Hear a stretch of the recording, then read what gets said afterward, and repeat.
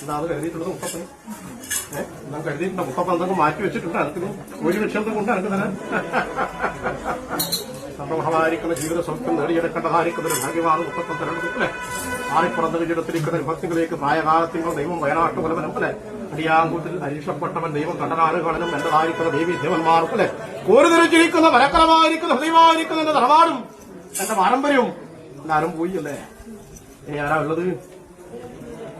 പരിപാലിക്കാനുള്ളവരെല്ലാം നഷ്ടപ്പെട്ടു പോയി മുത്തപ്പ. ഞാനേ ഒറ്റക്കായിപ്പോയി. എന്റെ അലച്ചിലും എന്റെ കഷ്ടപ്പാടും ആരും കാണുന്നില്ലല്ലോ എന്നുള്ള പരിഭവം ഉണ്ട് നിനക്ക്.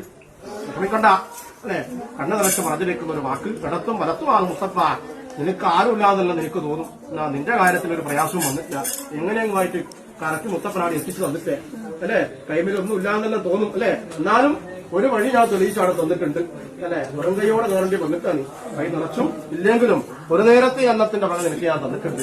ഉണ്ണാനും ഉടുക്കാനും ജീവിക്കേണ്ട മാർഗവും നീ ഒറ്റപ്പെട്ട് പോരാ. നിന്നെ ഒറ്റക്കാക്കൂല ചേർത്ത് പിടിക്കും മുത്തപ്പൻ തമ്പുരാൻ. കേട്ടുവാ.